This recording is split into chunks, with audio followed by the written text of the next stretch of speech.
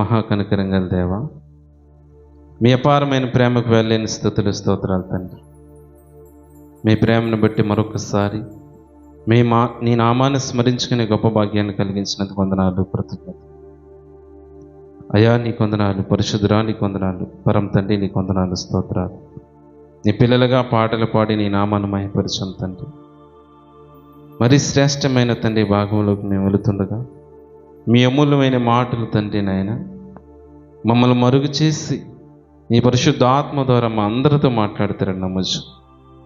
అటు మాటలను బట్టి మా హృదయాలను నాయన, మా జీవితాలను, మా ఆత్మీయ స్థితిని పెంపొందించుకొని పరిపూర్ణ దశకు మేము చేరడానికి, మీ రాజ్యమై ఉన్నతమైన శ్రేష్టమైన ఆ పరిశుద్ధ పట్టును విస్తరించడానికి తండ్రి మీ ప్రేమను, మీ సహాయాన్ని అర్జిస్తూ ఈ కార్యక్రమం అంతట్లో తోడుగా ఉంటారని నమ్మచ్చు. మా ప్రభు రక్షకుడు యేసుక్రీస్తు ప్రశస్తమైన నామములో అడిగి వేడుకొని పొందుకునే నామం తండ్రి, ఆమేన్. ప్రేమని దేవుని వారలారా, అమ్మింగ్ బేస్ తగ్గించిన సౌండ్ తగ్గించిన పర్లేదు. ఈరోజు బైబిల్ గ్రంథం చదువుతున్నారా? ఈరోజు ఏ అధ్యాయాలు చదివారు? అంటే నేను లాస్ట్ 5 days బ్యాక్ అయితే ఎక్కడి వరకు వచ్చానంటే లేవియాకాండం 13-14 అధ్యాయాల దగ్గరకు వచ్చాను. ఈరోజు 15వ అధ్యాయం చదివాను. అంటే ప్రతి అంటే బైబిల్లో ఆదికాండం నుంచి ప్రకటన గ్రంథం వరకు కూడా ఉన్న మాటలన్నీ శ్రేష్టమైనవి. అంటే పరిశుద్ధ లేఖనాలు.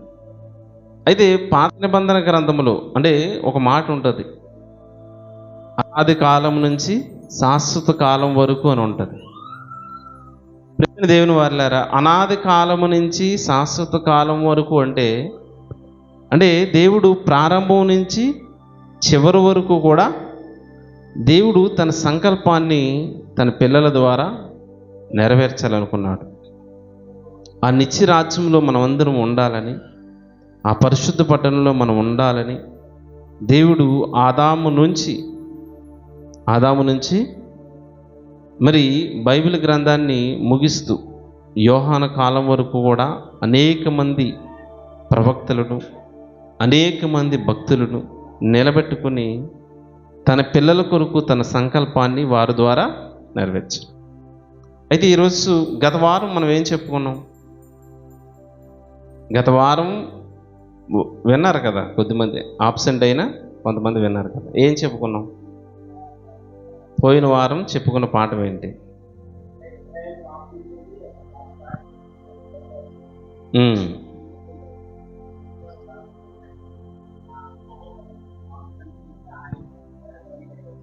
ఓకే,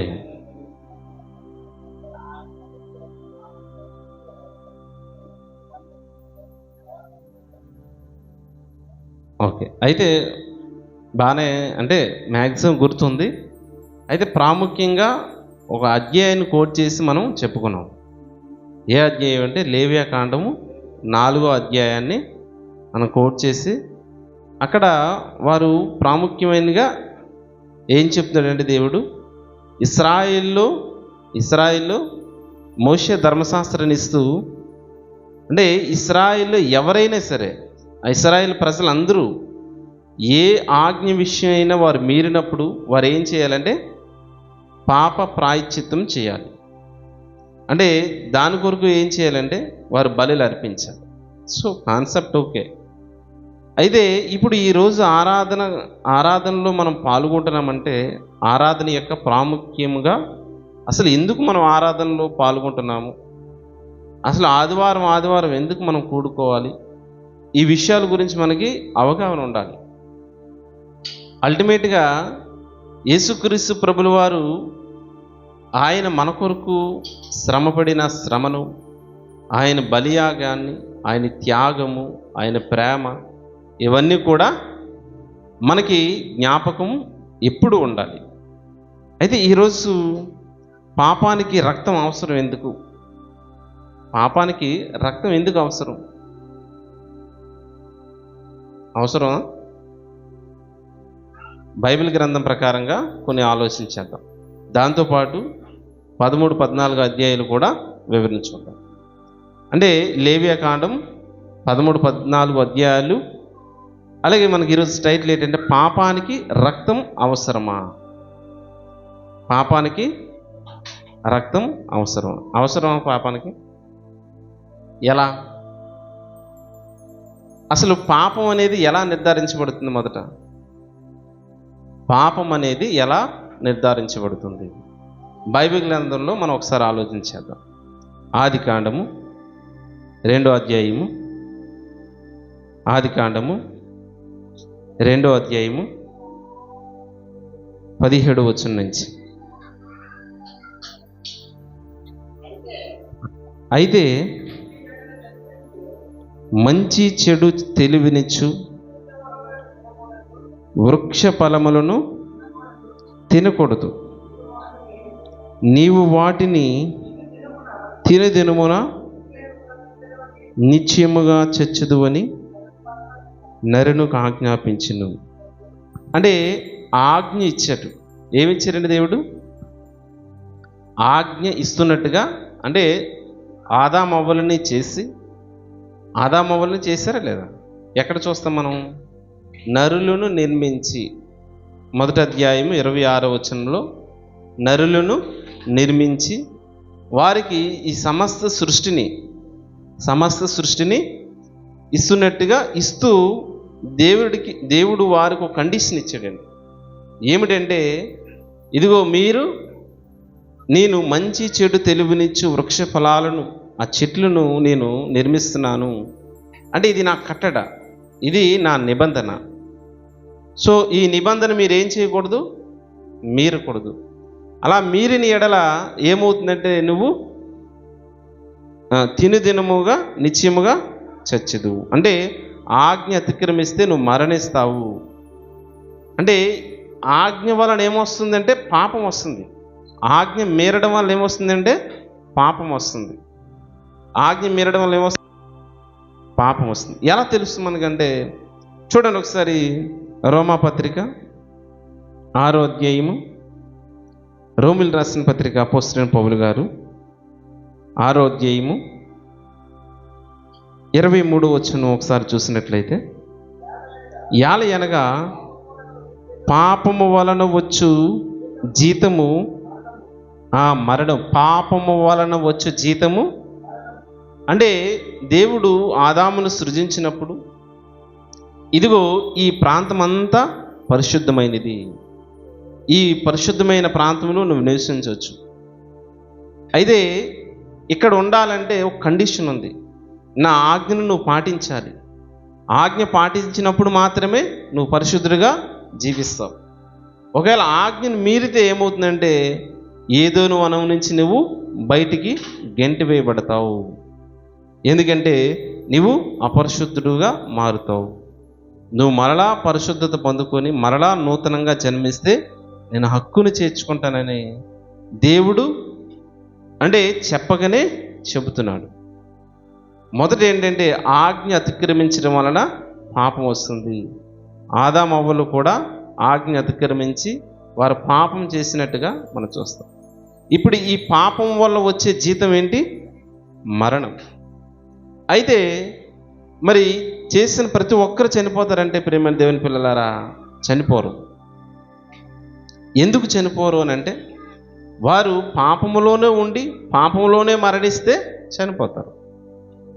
అంటే పాపములోనే ఉండి పాపం చేస్తూ చివరి వరకు ఉండి అదే పాపంతో వాడు చనిపోతే వాడికి నిత్య నరకం ఉంటుంది. అంటే వాడు 2వ మరణంలోనికి వెళ్ళిపోతాడు. అంటే నిత్య నరకంలోనికి వెళ్ళిపోతాడు. ప్రియమైన దేవుని వారలారా, మరి పాపము చేయకుండా ఉండడానికి ఇశ్రాయేలీలకు మరలా అంటే నోవాహు దగ్గర నుంచి దేవుడు నోవాహు జలప్రలయం ద్వారా మరలా ఒక పరిశుద్ధమైన జనాంగాన్ని చూడాలనుకుంటాడు. సో ఆ తర్వాత కాలానికి ఏమవుతుందంటే, నోవాహు తర్వాత ఆ సంతతి విస్తరించడం ద్వారా ఇదిగో భూమి మీద విస్తరిస్తారు. కానీ దేవుని ఆజ్ఞలు పాటించరు. ఏంటండి? దేవుని ఆజ్ఞలు పాటించలేని వారుగా వారు ఉంటారు. అలాంటి తరుణంలో మరలా ఒక ప్రత్యేకమైన జనాంగాన్ని చూడాలనుకుంటున్నాడు. అంటే ఆ తరముల్లో నిందారహితుడును మరలా దేవునికి నచ్చే వ్యక్తిగాను ఎవరు కనిపిస్తున్నారంటే అబ్రహాము. ఇప్పుడు అబ్రహాముని పిలిచి, ఇదిగో అబ్రహాము, ఎందుకు అబ్రహాముని పిలిచాడంటే, ఎందుకు నోవాహుని పిలిచాడంటే, అంటే ఎందుకు ఇసాకుని పిలిచాడు అంటే, వీరు దేవునికి అనుకూలంగా బ్రతుకుతున్నారు. ఏంటండి? దేవుని ఆజ్ఞలు పాటిస్తూ బ్రతుకుతున్నారు. ఇదిగో అబ్రహాము, నీవు లేచి నీ జనాంగాన్ని, నీ దేశాన్ని, నీ ప్రజలను విడిచి నేను చూపించిన దేశానికి రా అని పిలుస్తున్నారు. అంటే దాని అర్థం ఏమిటంటే, ఏదో అక్కడ వారు ఉంటున్న తూరు ప్రాంతం నుంచి కనాను ప్రాంతానికి పిలుస్తున్నాడు అన్నది ఒకటి మాత్రమే ఫిజికల్గా తీసుకోవడం కాదు. కానీ ఎలా తీసుకోవాలి? కనాను తూరు అంటే ఊరు అని ఊరు క్షమించండి, ఊరు అనే అబ్రహాము విలేజ్, అబ్రహాం ఉండే పట్టణం ఏంటంటే ఊరు అనే పట్టణం. ఇప్పుడు ఊరు అనే పట్టణం నుంచి దేవుడు ఎక్కడికి పిలుస్తున్నాడు? ఎక్కడ పిలుస్తున్నాడు? కనాన్ అనే ప్రాంతానికి పిలుస్తున్నాడు. పిలుస్తూ ఇదిగో అబ్రహాము, నువ్వు నన్ను వెంబడించు, నన్ను వెంబడిస్తే నీకు ఇదిగో పరిశుద్ధమైన పాలు తేనెలు ప్రవహించే ఒక శ్రేష్టమైన భూభాగాన్ని నీకు ఇస్తాను, నీ పిల్లలకి ఇస్తాను. నీ పిల్లలని ఎలా అభివృద్ధిపరుస్తానంటే ఇసుక రేణు వలె నేను అభివృద్ధిపరుస్తాను. అంటే నీ సంతానాన్ని ఇసుక రేణు వలె చేస్తానని అంటున్నాడంటే, ఇక్కడ కూడా మనం ఎలా చూడాలంటే ప్రియమైన దేవుని వారలారా, అంటే ఇక్కడ కూడా ఇదిగో ఊరు అనే ఆ పట్టణం నుంచి, అంటే ఇదిగో పాపం అనే ఈ జీవితం నుంచి శ్రేష్టమైన పరిశుద్ధమైన అనే ఈ కనాన్ అనే ప్రాంతానికి, పరలోకానికి సూచనగా సూచిస్తుంది. అక్కడ ఏదేను ప్రాంతము పరలోకానికి సూచనగా ఉంటుంది. ఏదేని నుంచి గంటి వేయబడుతున్నాడంటే అది పాపం అనే దాని అర్థం.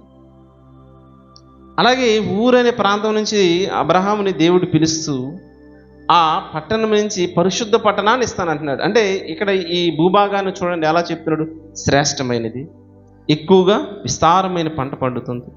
అంటే అక్కడ ఏ పంట పండించినా చాలా పండుతుంది. అంటే దాని అర్థం ఏంటంటే సస్యశ్యామలమైనది. అదేవిధంగా దేవుడు ఇప్పుడు మనకు చెబుతూ, ఇప్పుడు ఇశ్రాయేల్ అందరికీ ఇప్పుడు అబ్రహాం చెప్పిన మాట ప్రకారంగా మరల మోషేతో వీరు ఐగుప్తుకు వెళ్ళిపోవడం, ఆ ఐగుప్తు నుంచి దేవుడు మరల వారు విడిపిస్తూ మోషే ద్వారా కట్టడలను ఇస్తున్నాడు. ఏం చేస్తున్నాడండి? మోషే ద్వారా మరల ఆజ్ఞలు ఇస్తూ, ఇదిగో నా ప్రజలారా, మోషే అహరోను, మోషేని పిలిచి ఏం చెప్తున్నాడు? ఇదిగో ఇశ్రాయేలు ఒకవేళ ఎవరైనా పొరపాటు చేస్తే, చూడండి ఆ మాట ఒకసారి చదవండి. పోయిన వారం మనం చదువుకున్న లేవియాకాండం 4వ అధ్యాయం మరియు మోషే 1వ వచనం నుంచి, మరియు మోషే మరియు యెహోవా మోషేకు ఇలాగ సెలవిచ్చాడు, నీవు ఇశ్రాయేలీయులతో ఇట్లెనుము. దేవుడు ఏం చెబుతున్నాడండి? ఇశ్రాయేలీయుల ప్రజలతో ఎలా అనాలట? ఎలా? ఇశ్రాయేలీయులతో ఇట్లెనుము, యెహోవా ఆజ్ఞలన్నిటిలోనూ దేని విషయమైనను ఎవరైనా పొరపాటున, అంటే చేయరాని కార్యములు చేసి పాపి అయిన ఎడలా, అంటే ఒకవేళ ఎవరైనా సరే, అందులో యాజకుడని లేదు, ఏంటి ఏమీ లేదు, ప్రధాన యాజకుడని లేదు, యాజకుడని లేదు, ప్రజలని లేదు, ఎవరైనా తప్పు చేస్తే దానికి ఏం చేయాలంటే పాప ప్రాయశ్చిత్తం చేయాలి. ఏం చేయాలండి? పాప ప్రాయశ్చిత్తం చేయాలి. అయితే ఇక్కడ ఆజ్ఞ మీరకూడదు. ఆజ్ఞ మీరితే ఏమవుతుందంటే, ఇదిగో మరలా ప్రాయశ్చిత్తం పొందుకోవాలి. అలా మరలా ఉపశమనాన్ని కలిగిస్తూ ఏం చేస్తున్నాడండి? ఉపశమనాన్ని కలిగిస్తూ వినాలి. ఇప్పుడు మీరందరూ అంటే ఈ వారికి ఎందుకు వెళ్ళిపోయారు అర్థం కాలేదు. ఇలా ఉండొచ్చు కదా, ఇలా వచ్చేసినాడు ఇక్కడికి వచ్చి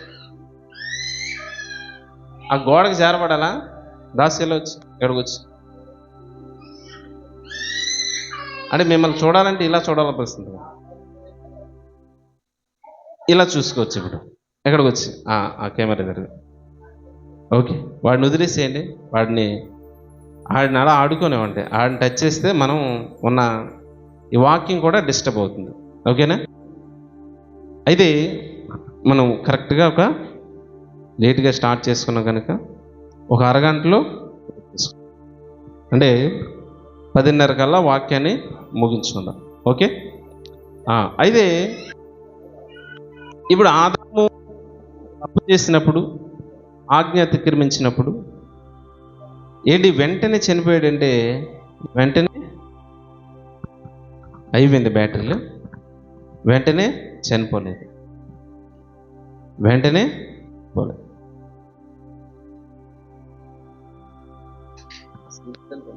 హలో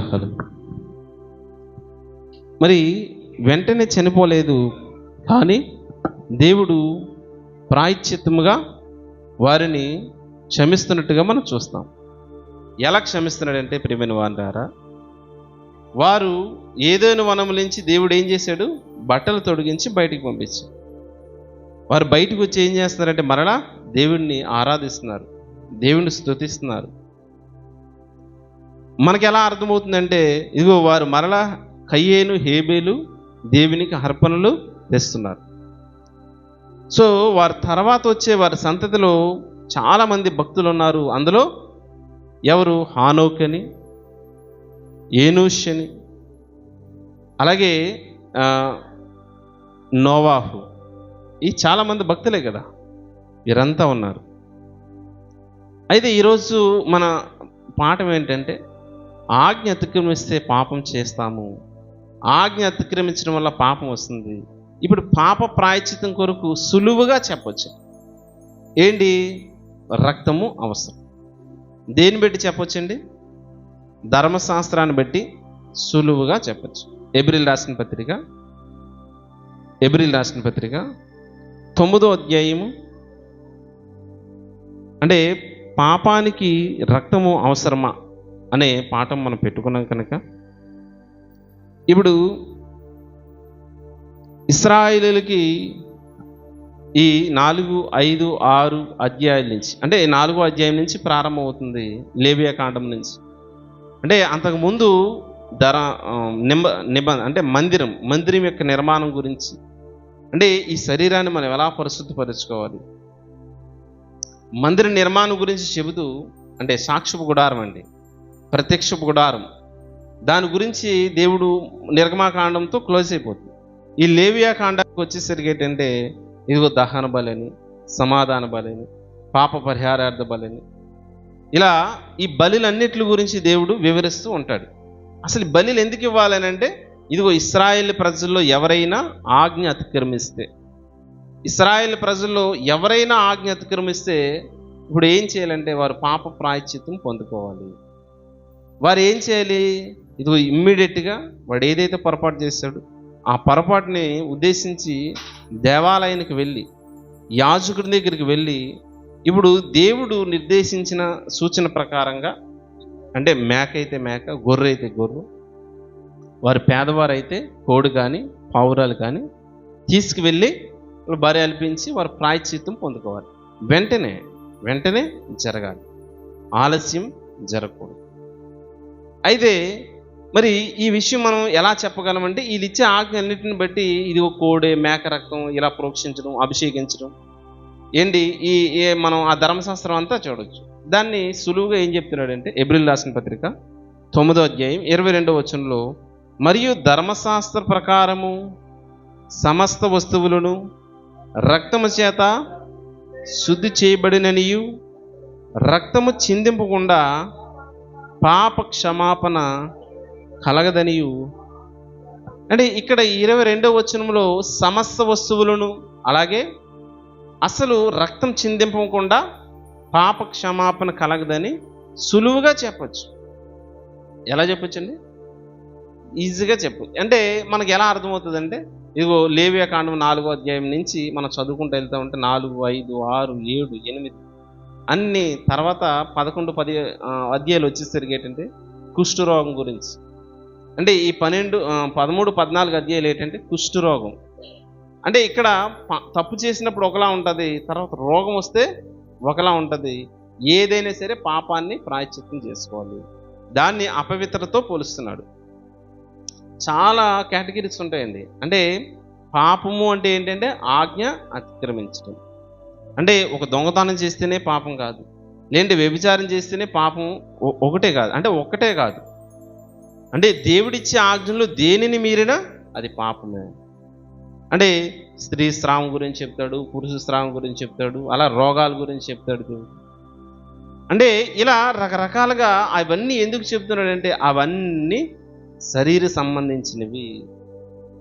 అంటే అవన్నీ ఎందుకు అక్కడ చెప్పబడుతున్నాయంటే ఇదిగో ఇప్పుడు మనం ఆత్మను శుద్ధి చేసుకోవాలి, శరీరాన్ని శుద్ధిగా ఉంచుకోవాలి, ఆత్మను కూడా శుద్ధిగా ఉంచుకోవాలి. అంటే మళ్ళా ఇక్కడ ఈ వాక్యం ఎలా ఉంది కదా, అవన్నీ శరీరానికి సంబంధించింది అయిపోయేది కదా. ఇప్పుడు మన శరీరం ఎలా ఉన్నా పర్లేదు, ఆత్మ పరిశుద్ధంగా ఉంటే చాలు అనేసి మనం అనుకోవచ్చు. అంటే శరీరం పరిశుద్ధంగా లేకుంటే ఆత్మ ఎలా పరిశుద్ధంగా ఉంటుంది? అంటే శరీరం బాగా లేకపోతే, ఈ శరీరం ఆరోగ్యంగా లేకపోతే మనం పని చేయగలమా? పని చేయలేము. అంటే శరీరాన్ని కూడా జాగ్రత్తగా మనం కాపాడుకోవాలి. ఓకేనా? అయితే ఇక్కడ బలులు అంటే ఈ రక్తము ద్వారా, రక్తము పాపానికి, అంటే ఈ పాపానికి రక్తము అవసరమే. ఎందుకు అంటే అది ప్రారంభం నుంచి చెప్తున్నాడు, అర్పణ అనేది ఇవ్వాలి. అక్కడ ఎక్కడ మనం చూస్తామంటే అబ్రహాము ఏం చేస్తాడు? ఇస్సాకును బలి ఇస్తాడు. బలి ఇచ్చేను అని ఉంటుంది. అంటే ఇచ్చేస్తాడు అర్పణగా, అంటే అక్కడ నరికేసాడని అర్థం కాదు. దానికి బదులుగా ఒక గొర్రెను ప్రాయశ్చిత్తం చేస్తాడు. దానికి ముందు నోవాహు దినములో ఒక బలిపీఠం కట్టబడుతుంది. అంతకుముందు అంటే ఇలా మనం చూస్తే ఈ పాత నిబంధన గ్రంథం అంతట్లో చూస్తే పాపం అసలు ఏంటంట సామాన్యముగా చెప్పవచ్చంట, రక్తం చిందింపకుండా పాప క్షమాపణ కలగదు. అయితే ఇవన్నీ మనం చూస్తాం. అయితే ఈ లేవియా కాండంలో ఏవే బలులు ఉంటాయి? ఏ బలులు ఉంటాయండి? చూడండి, దహన బలి, సమాధాన బలి, పాప పరిహారార్థ బలి, అంటే ఇలా చాలా రకాల బలులు ఉన్నాయి. మనం మొదటి అధ్యాయం నుంచి కంటిన్యూషన్ చేస్తూ ఉంటాడు దేవుడు. మరి ఇప్పుడు ఇవన్నీ కూడా యేసుక్రీస్తు విషయంలో ఎలా నెరవేరాయో చూసుకొని, అలాగే ఈ 13, 14 వచ్చి ఇంట్రడక్షన్ చూద్దాం. వచ్చే వారం ఏంటంటే కొంచెం డెప్త్గా వెళ్దాం. ఓకే, యేసుక్రీస్తు విషయంలో ఏ విధంగా మరి ఈ నెరవేరాయి అంటే యోహాను సువార్త మొదటి అధ్యాయము 29వ వచనం.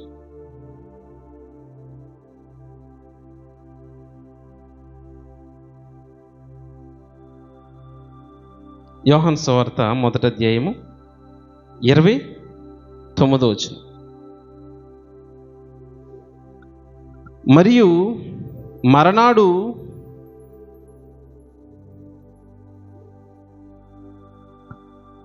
చూడండి, నిర్దోషమైన గొర్రె అని ఉంటుంది, దేవుని గొర్రె. మరనాడు యోహాను యేసు తన యొద్దకు రాగా, ఇదిగో లోక పాపమును మోసుకొని పోవు దేవుని గొర్రెపిల్ల. అంటే లోక పాపాన్ని మోసుకొని పోయే దేవుని గొర్రెపిల్ల. ఇప్పుడు ఇశ్రాయేల్లో ఎవరైనా పాపం చేస్తే దానికి ప్రాయశ్చిత్తంగా ఏం చేయాలండి? అక్కడ చాలా ఉన్నాయి. పొట్టేళ్ళని కానీ, దూడను కానీ, గొర్రెను కానీ, మేకను కానీ, పావురాలు కానీ, కోడి కానీ, అంటే ఇలా తీసుకుని రావాలి. దీనికంటే ముందు మనం నిర్గమాకాండంలో మనం చూస్తే ఐగుప్తు నుంచి విడిపించినప్పుడు దేవుడు అక్కడ ఒక బలి జరుగుతుంది. దేవుడు ఏం చెప్తాడంటే, మీరు నిర్దోషమైన గొర్రెను బలించి, అంటే మొదటిది ప్రథమ సంతానాన్ని తీసుకోవాలి. గొర్రెల్లో కూడా దేని తీసుకోవాలి? ప్రథమ సంతానాన్ని తీసుకోవాలి. అది నిర్దోషమైనదిగా ఉండాలి, ఎటువంటి రోగం ఉండకూడదు దానికి. ఏంటి అలా నిర్దోషంగా ఉండాలి. ఇప్పుడు దీన్ని మీరు వధించి ఏం చేయాలంటే, ఇదిగో మీ దారబంధాలకి అడ్డుగా నిలువుగా పూయాలి. ఇప్పుడు అడ్డుగా నిలువుగా పూసినప్పుడు సంహారపు దూత వచ్చినప్పుడు ఏమవుతుందంటే ఈ రక్తాన్ని చూసి ఈ గడప దాటి వెళ్ళిపోతుంది. అలా ఇశ్రాయేల్ ప్రజలందరూ కూడా వారు ఏం చేస్తారంటే వారి కుటుంబంలో పురుషులు అంటే ప్రథమ ఫలం చనిపోకుండా ఉండడానికి వారు ఏం చేస్తారంటే నిర్దోషమైన గొర్రెపిల్లను వారు బలి ఇచ్చి ఇదిగో వారు అక్కడ వారి పిల్లలను కాపాడుకొని వారి బానిసత్వం నుంచి వారు ఐగుప్తు నుంచి విడిపించినట్టుగా మనం చూస్తాం కదా.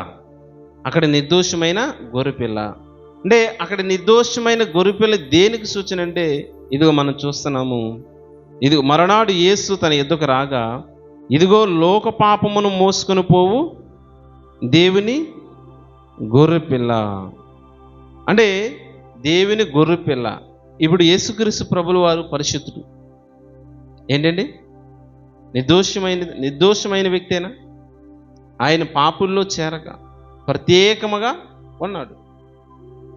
మానవ ఆకారంతోనే జన్మించాడు. మానవ శరీర ఆకారంతోనే జన్మించి ఆయన ఏ పాపము చేయకుండా ఆయన క్యారెక్టర్ని చాలా ఉన్నతంగా కాపాడుకున్నాడు. కనుకనే ఇప్పుడు ఇదిగో నిర్దోషమైన గొర్రెపిల్లని యోహాను గారు సూచిస్తున్నారు. అది మాత్రమే కాదు, చూడండి మరొకటి పేతురు రాసిన మొదటి పత్రిక 1వ అధ్యాయం 19వ వచనం. అమూల్యమైన రక్తము చేత అనగా నిర్దోషమును నిష్కలంకమునకు గొర్రెపిల్ల వంటి క్రీస్తు రక్తము చేత విమోచింపబడితేరని మీరు ఎరుగుతారు కదా. ప్రియమైన దేవుని వారలారా, ఒకవేళ యేసుక్రీస్తు ప్రభువుల వారు చూడండి ఆయన మరణం ద్వారా ఆయన రక్తం ఎలాంటిదట? ఫస్ట్ మొదటి ఇదిగో నిర్దోషమైన గొర్రె అని మనం చూస్తాం. తర్వాత ఇక్కడ చెబుతూ పేతురు రాసిన పత్రికలో మొదటి పేతురు పత్రిక 1వ అధ్యాయము 19వ వచనంలో అమూల్యమైన రక్తము చేత అనగా నిర్దోషమును నిష్కలంకమునగు గొర్రెపిల్ల వంటి క్రీస్తు రక్తము చేత విమోచింపబడితేరని మీరు ఎరుగుదురు కదా. అసలు మీరు ఎలాంటి రక్తముతో అంటే నిర్దోషమైన గొర్రెపిల్ల ఏ పాపము చేయని యేసుక్రీస్తు ప్రభుల వారు మనందరి కొరకు బలి అయ్యారు కదా. ఏంటి ఆయన రక్తము ద్వారా మనం విమోచింపబడ్డాం కదా. ఆయన రక్తము ద్వారా మన పాపము తీసివేయబడింది కదా. చూడండి, ఆయన రక్తము ద్వారా అంటే బాప్తిస్మం ద్వారా ఆయన రక్తంలో మనం కడగబడ్డాం. ఆయన రక్తము చేత మనం కొనబడ్డాం. విలువ పెట్టి కొనబడిన వారు మీరందరూ అంటే మనమందరం ఎవరు? విలువ పెట్టి కొనబడిన వారు. విలువ అంటే మార్కెట్లో బాగా వింటారు, బ్లడ్ బ్యాంక్స్ రక్తదానం చేస్తూ ఉంటారు కదా. ఇప్పుడు బ్లడ్ బ్యాంకుల దగ్గరికి వెళ్ళి వాళ్ళు బ్లడ్ అనేది ఉచితంగా ఇవ్వరండి. ఏం చేయాలి? డబ్బులు పెట్టి కొనుక్కోవాలి. అంటే ఆ డబ్బులు కూడా ఎందుకంటే వాళ్ళు స్టోర్ చేస్తున్నారు కదా, స్టోర్ చేస్తున్నందుకు కొనుక్కోవాలి. అంటే ఉచితంగా అయితే బ్లడ్ దొరకట్లేదు మార్కెట్లో కదా. మరి మానవుని రక్షించడానికి రోగం నుంచో లేదంటే వ్యాధి నుంచో ప్రమాదం నుంచి రక్షించడానికి మనం రక్తాన్ని కొంటున్నప్పుడు, కానీ యేసుక్రీస్తు రక్తం అలాంటిది కాదు. యేసుక్రీస్తు రక్తము పాపం చేయలేంది. యేసుక్రీస్తు చాలా ఉన్నతంగా అంటే ఆయన మన ప్రధాన యాజకుడు. ఆయన మన అందరి కొరకు బలి అయ్యారనమాట. అంటే ఆయన త్యాగాన్ని మనం ఏం చేయాలి? గుర్తించాలి. చూడండి, ఎబ్రీలు రాసిన పత్రికలో ఆయన గురించి చెబుతూ 7వ అధ్యాయము 26వ వచనంలో పవిత్రుడును నిర్దోషి నిష్కల్మషుడును పాపుల్లో చేరక ప్రత్యేకముగా ఉన్నవాడు. అంటే పవిత్రుడు, నిర్దోషి, నిష్కల్మషుడు, పాపుల్లో చేరక ప్రత్యేకంగా ఉన్నవాడు. ఆయన ఆకాశం మండలము కంటే మిక్కిలి ఎచ్చైన వాడు. ఇట్టి ప్రధాన యాజకుడు మనకు సరిపోవును.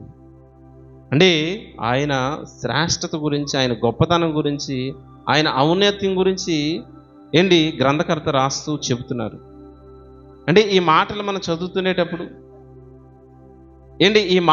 చదువుతునేటప్పుడు కానీ, ఈ మాటలు మనం వింటున్నప్పుడు కానీ మనం ఏం చేయాలంటే ఆలోచించాలి. మన ప్రభు మన కొరకు మరణించాడా? మన ప్రభు మన కొరకు మరణించాడా? అంటే రక్తం చిందింపకుండా అంటే మన పాపము విమోచింపబడదా? అంటే ఒకవేళ అక్కడ ఏం జరుగుతుందంటే, ఒకవేళ ఏదైనా పొరపాటు చేశారనుకో దాని నిమిత్తం ప్రాయశ్చిత్తం చేయాలి. మరలా పొరపాటు చేశారనుకో మరలా దేవాలయంకి వెళ్ళి ప్రాయశ్చిత్తం చేసుకోవాలి. మరలా పొరపాటు చేశారనుకో మరలా దేవాలయానికి వెళ్ళి ప్రాయశ్చిత్తం చేయాలి. అంటే ఇశ్రాయేలుకి ఇచ్చిన నిబంధన. కానీ దేవుడు చేసి చేసి చేసి అంటే పాపం చేసి ప్రాయశ్చిత్తం పొందుకొని పాపం.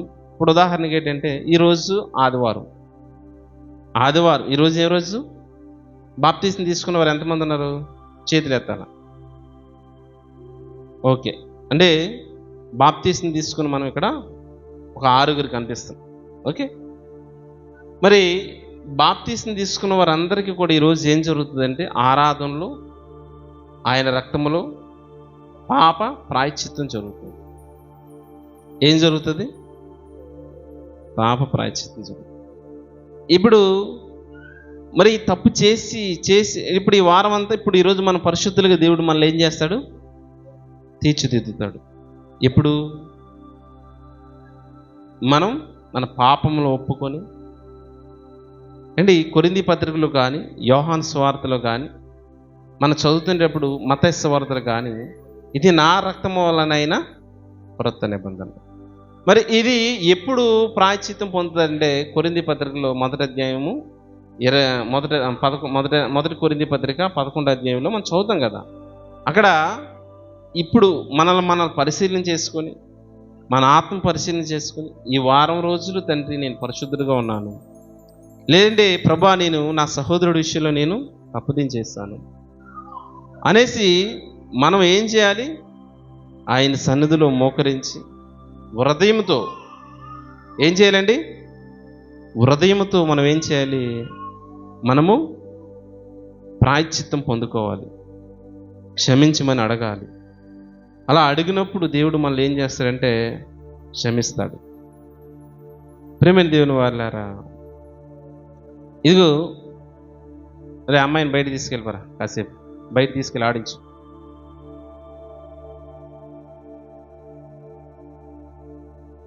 లేండి అలా కూర్చోండి లేని బయట తీసుకెళ్ళి ఆడించు. ఓకే, మరి అంటే డిస్టర్బెన్స్ చిన్నది ఏదైనా అన్నప్పుడు వాక్యం ఎక్కడికో వెళ్ళిపోతుంది. అంటే పరిశుద్ధ ఆత్మ మనకి ఉన్నంతసేపు మధ్యలో డిస్టర్బెన్స్కి వెళ్ళినప్పుడు మరలా ఇంకో దగ్గరికి వెళ్తాం. సరే, ఏదేమైనప్పటికీ బాప్తీసం తీసుకుని మనం అందరం కూడా ఆయన రక్తములో కడగబడి ఈరోజు పరిశుద్ధపరచబడతాం. మరలా మళ్ళీ వారం రోజుల వరకు మనం ఎక్కడెక్కడో తిరుగుతాం, ఏయో మాట్లాడుతాం. మరి అలాంటి పరిస్థితుల్లో ఒకవేళ ఏదైనా పొరపాటు చేస్తే, ఒకవేళ ఏదైనా ఆజ్ఞ అతిక్రమిస్తే, అంటే ఏంటి ఆజ్ఞలు? కొన్ని ఆజ్ఞలు చూద్దాం.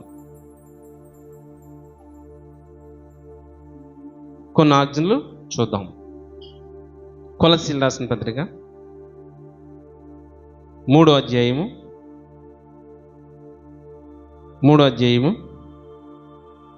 చూడండి 7వ వచనం నుంచి 8వ వచనం నుంచి. ఇప్పుడైతే మీరు కోపము, ఆగ్రహము, దుష్టత్వము, దూషణ, మీ నోట బూతులు అను వీటన్నిటినీ, అంటే ఇప్పుడు బాప్తీసం తీసుకున్న మనం అందరం కూడా ఈ వేటిని విసర్జించాలి? విసర్జించాలని చెప్తున్నాడండి. కోపాన్ని విసర్జించాలి, ఆగ్రహమును విసర్జించాలి. ఆగ్రహం అంటే ఏంటి? ఆవేశం, అది కూడా కోపం లాంటిదే. దుష్టత్వం విసర్జించాలి. దూషించడం, ఎవరినైనా దూషిస్తా అంటే ఎవరినైనా మనసులో తిట్టుకుంటున్నామా? దూషణ అంటే ఏంటండి?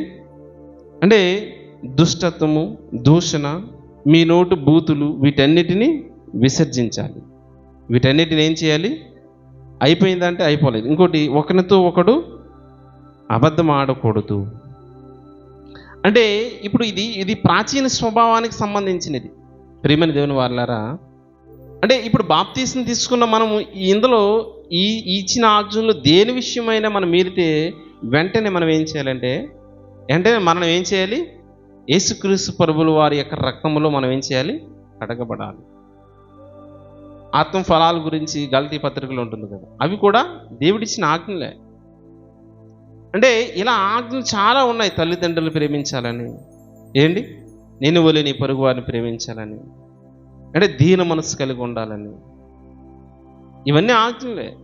ఇప్పుడు ఈ ఇచ్చిన ఆజ్ఞలో దేని విషయమైనా మనం మీరేమనుకోండి, మీరితే మనం వెంటనే ఏం చేయాలంటే, అయ్యో మరలా ఎన్ని రోజులు ఉందో, అంటే ఈరోజు మనం పరిశుద్ధంగా ఉన్న మనం బయటికి వెళ్ళి ఒకవేళ ఏ చిన్న పొరపాటు జరిగినా సరే మరలా ఏం చేయాలంటే ఆదివారం వచ్చే వరకు భయపడుతూ ఉండాలి.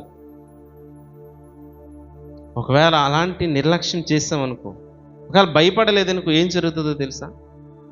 ఏం జరుగుతుందంటే, ఈ ఆదివారంలో పనాల విషయంలో నేను ఒకరితో అబద్ధం ఆడాను, అది మర్చిపోతాం.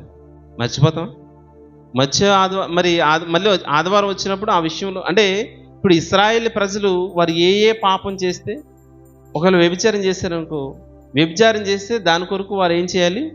ప్రాయశ్చిత్తం పొందాలి. దొంగతనం చేశారనుకో, దొంగతనం కొరకు వారు ఏం చేయాలి? ప్రాయశ్చిత్తం పొందాలి.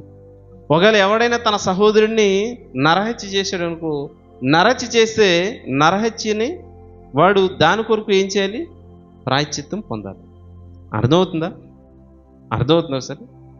అంటే ఇశ్రాయేలు ప్రజల్లో అంటే ఎందుకు పర్టికులర్గా ప్రతి విషయం గురించి దేవుడు అక్కడ రాయిస్తున్నాడంటే, ప్రేమైన దేవుని వారలారా, అంటే నరహత్య చేసిన, దొంగతనం చేసిన, వ్యభిచారం చేసిన, అబద్ధం ఆడిన, తన సహోదరుల పొలాన్ని అంటే ఆక్రమించుకున్న, అంటే తన సహోదరుడు భార్యని ఆక్రమించుకున్న, ఏం చేసినా సరే తప్పే.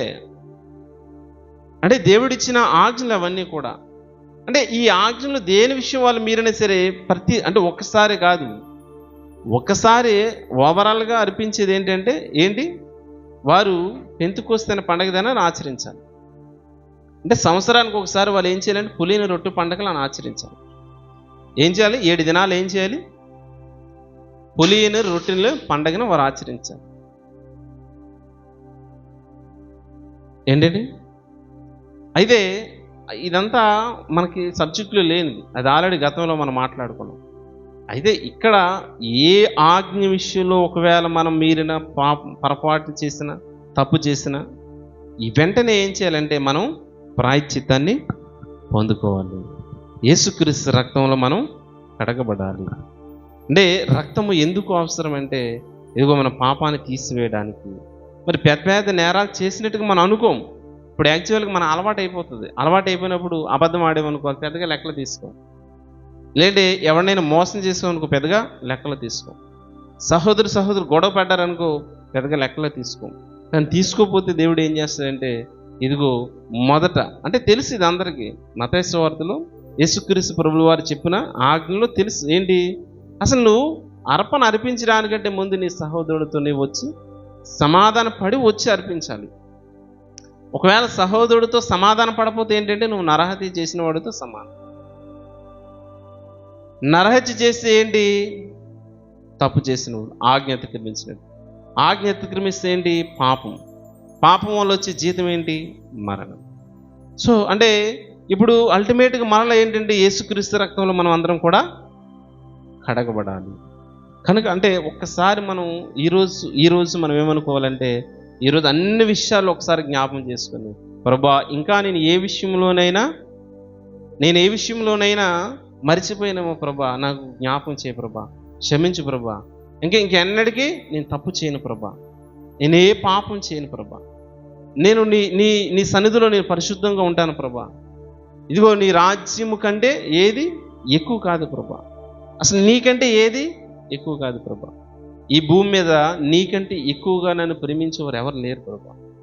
ఎందుకంటే నీ కుమారుని మరణములో అది మేము చూస్తాం, నీ కుమారుని మరణ త్యాగములో అది మేము చూస్తాం. ప్రేమని దేవుని వారలారా, అంటే దేవుడు మనల్ని ఎంతగా ప్రేమిస్తున్నాడు అంటే అంటే ఆయన ప్రేమ మనకు అర్థం కావాలి. అర్థమైందా? మరి మరొక సందర్భం చూద్దాం. ఆయన శిలువపై చనిపోవడం, శిలువపై చనిపోయిన ఆ రక్తం ద్వారా మనం ఎలా విమోచింపబడుతున్నాం అన్నది కొన్ని సందర్భాలు చూద్దాం. ఎఫెసీయులకు రాసిన పత్రిక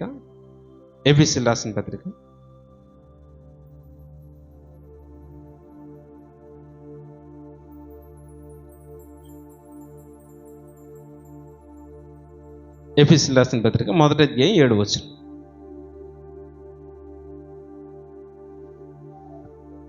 దేవుని కృపా మహదైశ్వర్యమును బట్టి ఆ ప్రియనియందు ఆయన రక్తము వలన మనకు విమోచనము అనగా మన అపరాధములను క్షమాపణ కలిగి ఉన్నది. అంటే ఎవరి వల్ల? దేవుని కృప మహా ఐశ్వర్యంను బట్టి, మహా ఐశ్వర్యం బట్టి, ఆ మహదైశ్వర్యంను బట్టి ఆ ప్రియుని యందు అంటే యేసుక్రీస్తు ప్రభుల వారి యందు ఆయన రక్తము వలన మనకు విమోచనము.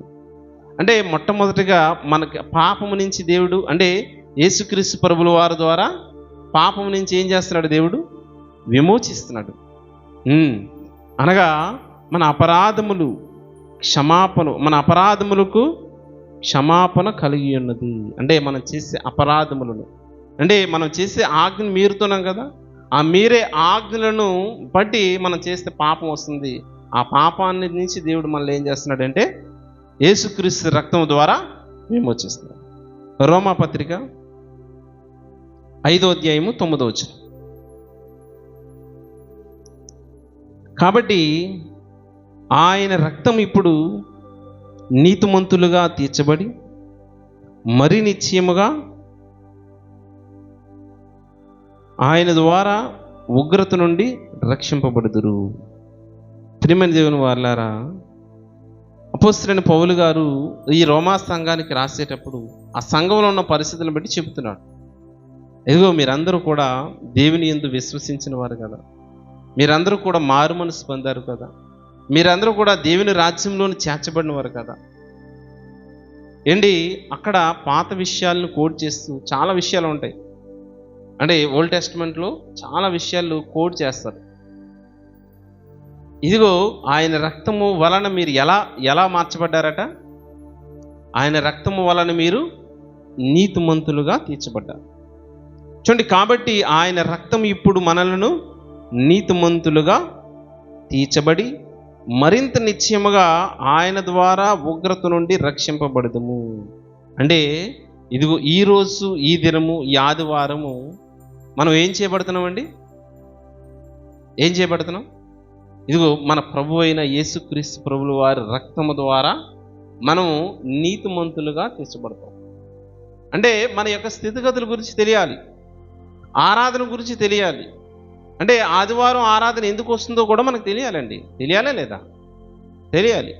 ఒకవేళ ఇది తెలియక ఏం చేస్తున్నారంటే కొంతమంది 2 వారాలకు ఒకసారి ఇస్తారు, అంటే కొంతమంది నెలకు ఒకసారి ఇస్తారు.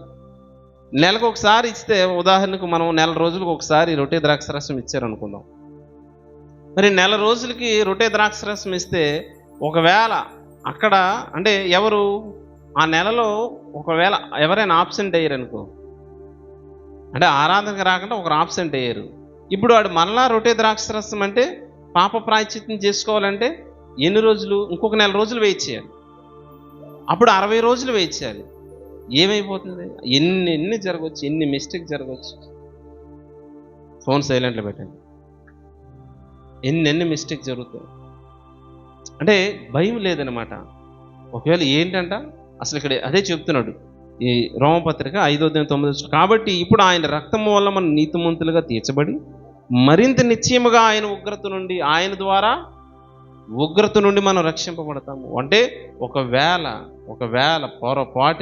పొరపాటున అంటే పాపం చేస్తే ఆజ్ఞ మీరితే ఏమవుతుందంటే మనం ఏం చేస్తాం? చనిపోతాం. పాపం చేయబడతాం ఫస్ట్.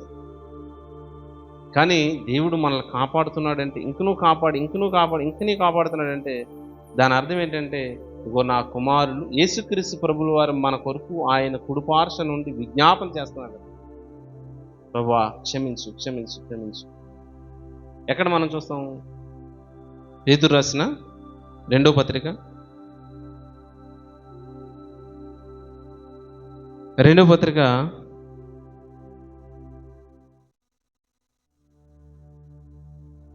9వ వచనం నుంచి, కొందరు ఆలస్యమునై ఎంచుకున్నట్లు ప్రభువు తన వాగ్దానం గురించి ఆలస్యం చేయవాడు కాడు కానీ ఎవడనూ నశింపవలనని ఇచ్చింపక అందరూ మారుమనసు పొందవలనని కోరుచు మీ ఎడల దీర్ఘశాంతం గలవాడే ఉన్నాడు. మన ఎడల దీర్ఘశాంతం గలవాడే ఉన్నాడు. అంటే అందరూ మారుమనసు పొందాలి, అందరూ రక్షింపబడాలి. ఒకవేళ రక్షింపబడిన వారు ప్రాయశ్చిత్తం చేసుకున్న వాళ్ళు పరిపూర్ణ దశకి వెళ్ళాలి. ఎలాగ వెళ్ళాలండి? పరిపూర్ణ స్థితికి వారు చేరాలి. ప్రియమైన దేవుని వారలారా, అంటే శాశ్వతమైన విమోచన. హెబ్రీయులకు రాసిన పత్రిక 9వ అధ్యాయం 12వ వచనం. హెబ్రీయులకు రాసిన పత్రిక 9వ అధ్యాయం 12వ వచనం. మేకల యొక్కయు కోడుల యొక్కయు రక్తముతో కాక తన స్వరక్తంతో ఒక్కసారి పరిశుద్ధ స్థలంలోనికి ప్రవేశించి యాలయనగా మేకల యొక్కయు ఎడ్ల యొక్కయు రక్తమును మైల పడిన వారి మీద ఆవు దూడ బూడిద చల్లిటియు శరీర శుద్ధి కలిగినట్లు వారిని పరిశుద్ధపరచిన ఎడల నిత్యుడుగు ఆత్మ ద్వారా తను తాను దేవునికి నిర్దోషునిగా అర్పించుకొని యేసుక్రీస్తు యొక్క రక్తము నిర్జీవ క్రియలను విడిచి జీవము గల దేవుని సేవించుటకు మీ మనస్సాక్షిని ఎంతో ఎక్కువగా శుద్ధి చేయాలి. అంటే యేసుక్రీస్తు ప్రభుల వారి రక్తం అంట మన ఆత్మను, మన హృదయాన్ని, మనల్ని ఎంతో శుద్ధి చేయాలి. అంటే మనల్ని అంతగా పరిశుద్ధపరుస్తుందండి. కానీ మరి ఆ పరిశుద్ధతను మనం కాపాడుకుంటున్నామా? అంటే దినదినము ఒకసారి ఆలోచించండి. ఒక మొక్క పాతామనుకోండి. ఒక మొక్క మన పెరట్లో ఒక మొక్క పాతినప్పుడు, లేదంటే ఒక మొక్క పెంచుకుంటున్నప్పుడు దాన్ని కొనుక్కొని తెచ్చి పాతాం. లేదంటే ఒక విత్తనాన్ని మనం వేస్తాం. విత్తనం వేసినప్పుడు అది కొన్ని రోజులకి ఏమొస్తుంది? మొలకేస్తుంది. మరికొన్ని రోజులకి ఏమవుతుంది? చిన్న చెట్టు వస్తుంది. మరికొన్ని రోజులకి ఏమవుతుందంటే ఆ చెట్టు కొంచెం పెద్దదవుతూ ఉంటుంది. మన కళ్ళ ముందు ఎదుగుతూ ఉంటుంది. ఎలా ఎదుగుతూ ఉంటుంది? అంటే ప్రకృతిలో ప్రతిదాన్ని చూసి మనం ఏం చేయాలంటే కంపారిజన్ చేసుకోవాలి. అంటే మన ఆత్మీయ స్థితిని కంపారిజన్ చేసుకోవాలి. చూడండి, ఈ మొక్కని, అంటే ఈ చిన్న విత్తనము దినదినము అభివృద్ధి చెందుతుంది కదా. అంటే ఎలా విస్తరిస్తుంది అది మన కళ్ళ ముందు? ఒకసారి ఆ చెట్టు ఎలా విస్తరిస్తుందండి? అది పెరిగి అది 10 సంవత్సరాలు, 15 సంవత్సరాలు, లేదంటే ఒక 5 సంవత్సరాలు. ఒక మామిడి చెట్టు తీసుకోండి.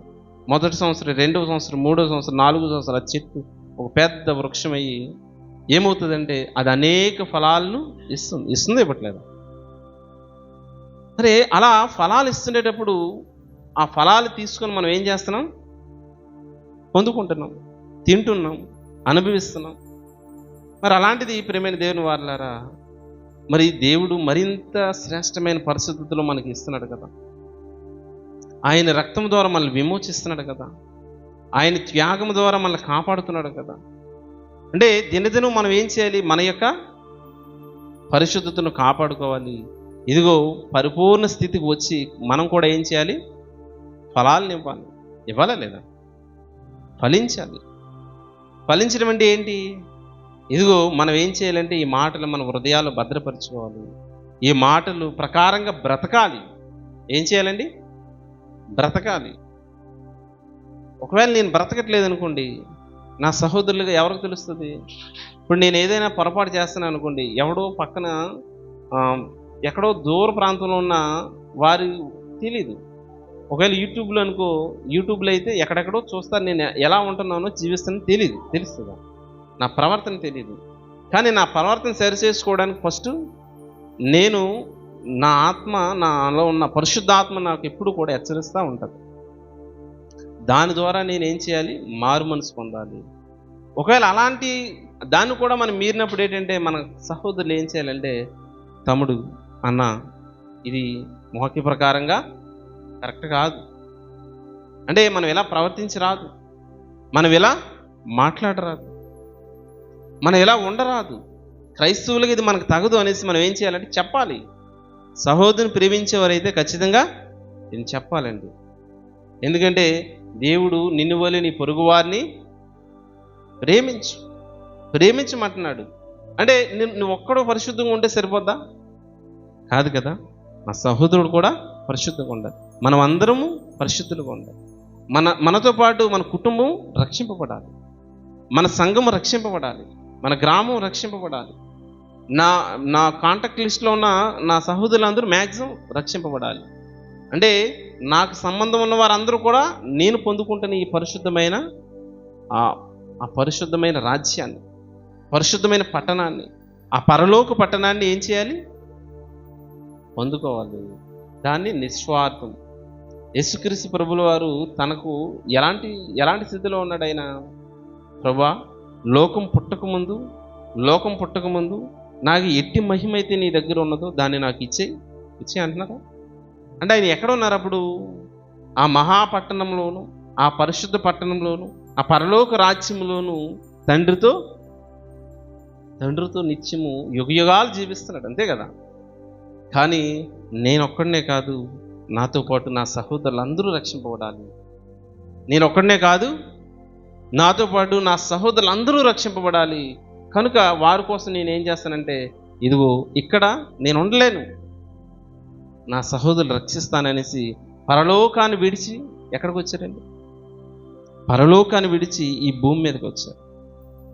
ఈ భూమి మీదకి వచ్చి మన కొరకు ఆయన చేసిన త్యాగం అంతా ఇంత కాదు ప్రేమ దేవుని మాట. అంటే ఆ త్యాగాన్ని మనం చూసినప్పుడు మన హృదయం తప్పించుకోవాలి. సో అలాంటి త్యాగం ఇప్పుడు మన సహోదరుల కొరకు మనం, ఇదిగో నేను మీ నిమిత్తము ప్రాణం పెట్టాను, మీరు మీ సహోదరు నిమిత్తము ప్రాణం పెట్టబద్దులై ఉన్నారు. అంటే మనం మన సహోదరుల కొరకు ప్రయాసపడాలి, అంతేగాని మన సహోదరులు ద్వేషించుకోరాదు ప్రేమ దేవుని పిల్లలారా. చూడండి మరొక సందర్భం, ఎబ్రిల్ రాసిన పత్రిక 10వ అధ్యాయం 10వ వచనంలో యేసుక్రీస్తు శరీరము ఒక్కసారే అర్పింపబడేటి చేత ఆ చిత్తము బట్టి మనము పరిశుద్ధపరచబడి ఉన్నాము. మనం ఎలా ఉన్నామట? పరిశుద్ధపరచబడి ఉన్నాము. యేసుక్రీస్తు శరీరం ద్వారా, నిర్దోషమైన గొర్రెపిల్ల ద్వారా అర్పణ చేసి బయటికి తీసుకెళ్ళి,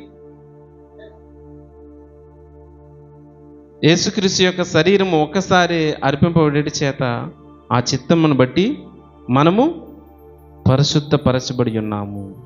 ఈరోజు ఆరాధనలో ఆయన శరీరములో, ఆయన శరీరముతోను ఆయన రక్తముతోను మనం ఏం చేస్తాం? ఈరోజు ఆయన రక్తములో మనం శుద్ధీకరించుకుంటాము, ఆయన శరీరాన్ని మనం భుజిస్తూ.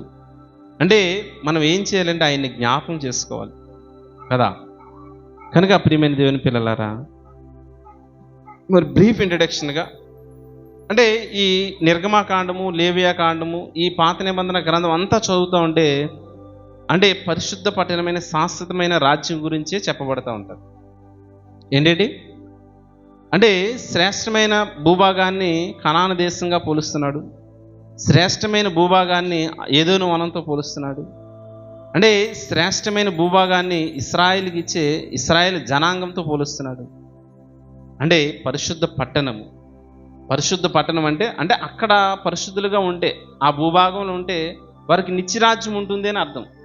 ఇప్పుడు మనం కూడా యేసుక్రీస్తు ప్రభుల వారు ఆయన సంఘంలో ఉంటే, అంటే ఆయన విశ్వసిస్తే, ఆయన రక్తంలో కడగబడితే, ఆయన దేవుని కుమారుడని, అలాగే పరలోక మార్గదర్శి అని ఒకవేళ మనం నమ్మితే ఖచ్చితంగా ఆయన మనల్ని చేర్చుకుంటారు. కనుక ప్రియమైన దేవుని పిల్లలారా, అంటే ఆ సూచనలన్నీ కూడా పరలోక పట్టణానికి సూచనలే. ఓల్డ్ టెస్టిమెంట్లో ఉన్నవన్నీ కూడా మనం చదవాలి, దాన్ని అర్థం చేసుకోవాలి, మనం ఇంకనూ మన ఆత్మీయ స్థితిని పెంపొందించుకోవాలి. ఉదాహరణకు ఇప్పుడు బ్రీఫ్ ఇంట్రడక్షన్ అన్నాను కదా, 13వ అధ్యాయం లేవియాకాండం 14వ అధ్యాయంలోని కుష్ఠరోగం గురించి చెప్పబడుతుంది. అంటే ఇప్పుడు క్లారిటీ వచ్చిందా? మొదట అంటే పాపానికి రక్తం అవసరం అంటే అవసరమే. ఏ విధంగా అవసరం అంటే, ఇదిగో ఆయన రక్తం పరిశుద్ధమైనది. అంటే దానికంటే ముందు ఇశ్రాయేలీయులకు దేవుడు మోషేకు ఆజ్ఞలు ఇస్తూ, ఇదిగో రక్తం చిందింపకుండా పాప ప్రాయశ్చిత్తం కలగదంతే. అసలు మీరు విడిపింపబడాలంటే మీరు ఏం చేయాలంటే రక్తం చేత మీరు శుద్ధీకరించుకోవాలి. ఏ తప్పు చేసిన వెంటనే ఏం చేయాలి? మీరు పాప క్షమాపణ పొందుకోవాలి. అది యేసుక్రీస్తు ప్రభువు వారి రక్తము నిర్దోషమైనది, నిష్కలంకమైనది. ఇప్పుడు మనల్ని నీతిమంతులుగా తీరుస్తుంది, మనల్ని పరిశుద్ధులుగా తీరుస్తుంది. అంటే మరింత శ్రేష్టమైన పరిశుద్ధత కొరకు మనల్ని ఆ రక్తము, ఆయన శరీరం అంట మనం తీరుస్తున్నది. ఎబ్రిల్ రాసిన పత్రికలో చదువు, పరిశుద్ధపరచబడుచున్నాం. యేసుక్రీస్తు యొక్క శరీరం ఒక్కసారి అర్పింపబడటి చేత ఆ చిత్తమును బట్టి మనము పరిశుద్ధపరచబడుచున్నాము. అంటే దేవుని కండిషన్ ఏంటండి? దేవుడు పరిశుద్ధ పట్టణంలో మనం ఉండాలంటే, ప్రేమ దేవుని వారలారా, ఆ నిత్యరాజ్యంలో మనం ఉండాలి అంటే, ఆ పరిశుద్ధ పట్టణాన్ని మనం పొందుకోవాలి అంటే అంటే ఆ రెండవ పునరుద్ధానంలో మనం యేసుక్రీస్తుతో పాటు దేవుని దగ్గరికి మనం వెళ్ళాలి అంటే ఏం చేయాలంటే, ఇదిగో మనం ఏం చేయాలి? పరిశుద్ధులుగాను నిర్దోషులుగాను ఉండాలి. కండిషన్. ఆ కండిషన్ ఎప్పుడు ఇచ్చాడు దేవుడు అంటే, జగత్తు పునాది వేయబడక మునిపే ఆ కండిషన్ పెట్టాడండి. ఎప్పుడు పెట్టాడు? జగత్తు పునాది వేయబడక ముందే ఆ కండిషన్ పెట్టాడు. కనుక ఇదిగో రక్తము పాపానికి అవసరం. ఆ రక్తము యేసుక్రీస్తు ప్రభువుల రక్తం మనం ప్రతి వారం మనం తీసుకుంటాం. రూల్ ప్రకారంగా ప్రారంభ సంఘం ఇది ఏం చేస్తుందంటే ప్రతి దినం ఆచరించాలి, అలాగే ఆచరించాలి. కానీ మనకు అవ్వట్లేదు కనుక, మన పనుపాట్ల వల్ల అవ్వట్లేదు కనుక వారానికి ఒకసారి మనం పెట్టుకుంటున్నాం. కానీ వారం రోజులు ఏ చిన్న పొరపాటు జరగకూడదు. అలా జరగకుండా ఉండాలంటే ప్రతిరోజు నైట్ పడుకునేటప్పుడు ఆ దినచర్య అంతటిని కూడా ఏం చేయాలంటే ఒక్కసారి జ్ఞాపం చేసుకొని, ఈ డేలో నేనే పాపం చేయలేదు ప్రభా, ఈ డే అంతా కూడా నన్ను మీ కృపా కాపుదలతో నన్ను కాపాడుతున్నందుకు మీకు స్తోత్రాలు, కృతజ్ఞతలు తండ్రి. ప్రతి ఒక్కరు చేయాలండి. దీన్ని అలవాటు చేసుకోవాలి. అంటే ఒకవేళ చేసుకోలేదనుకోండి, అంటే దేవుడు చెప్పి వినకపోతే ఏం చేస్తాడంటే, నువ్వు వెళ్ళిపోరా అనేసి విడిచిపెడతాడు. కనుక అంటే ఈ విషయాల్లో మాత్రం మనం అంతా చాలా కేర్ఫుల్గా ఉండాలి. అయితే 12, 13, 14 అధ్యాయులు లేవి కాండములు ఏంటంటే, ఇప్పుడు కుష్ఠరోగం వస్తుందట. కుష్ఠరోగం గురించి మీరంతా సెర్చ్ చేయండి, యూట్యూబ్లో సెర్చ్ చేయండి, అంటే గూగుల్లో సెర్చ్ చేయండి, మీకున్న టూల్స్ అన్నీ సెర్చ్ చేయండి. కుష్ఠరోగం అంటే ఏంటి, అసలు అది ఎలా వ్యాపిస్తుంది, ఆ వ్యాపించే దానికి అంటే దాన్ని యాజకుడు దాన్ని గుర్తిస్తాడు. అంటే మొదట కుష్ఠరోగం వచ్చినప్పుడు ఏం చేయాలంటే, అసలు నాకు కుష్ఠరోగమా కాదా అనేసి మొదట యాజకుడి దగ్గరికి వచ్చిన తర్వాత, అంటే లోపల తెల్లగా ఉండి లోపల నుంచి వస్తుంది, అది లోపల నుంచి వచ్చి తర్వాత తెల్ల మచ్చ కనబడుతుంది. ఆ మచ్చ పెద్దదైంది అనుకో, ఓకే ఇది కుష్ఠరోగం అనేసి దేవుడు ఏం చేయాలంటే యాజకుడు గుర్తిస్తాడు. గుర్తించిన తర్వాత కడగా పెడతాడు, పాలు వెలుపటి ఉంచుతాడు. అంటే అది వ్యాపించడం తగ్గుతూ ఉందనుకో, మరలా 7 రోజులు కడగా ఉంచాలి. తగ్గకపోతే మరొక 7 రోజులు ఉంచాలి. అప్పుడు తగ్గితే మరో 7 రోజులు ఉంచాలి. తగ్గిన తర్వాత తీసుకొని రావాలి. యాజకుడు దేవాలయం దగ్గర తీసుకొచ్చి ఏం చేయాలంటే, ఇప్పుడు దాని కొరకు మరలా పాప పరిహారార్థ బలి, దహన బలి అర్పించాలి. అలా అర్పించడానికి అంటే నేను చెప్పాను కదా, 13, 14 అధ్యాయాలు చదవండి. ఇప్పుడు అలా చదివిన తర్వాత ఇంకా మరింత వివరణగా వచ్చేవారు ఏం చేద్దామంటే ఆ 2 అధ్యాయాల గురించి కొంచెం డెప్త్గా మనం వివరించుకుందాం. మరి ఇక్కడితో దేవుని మాటలు ముగిస్తూ, దేవుని మహాకృప మనందరి పట్ల ఉండాలని కోరుచు ఈ నా మాటలు ముగిస్తున్నాను. తదుపరి కార్యక్రమానికి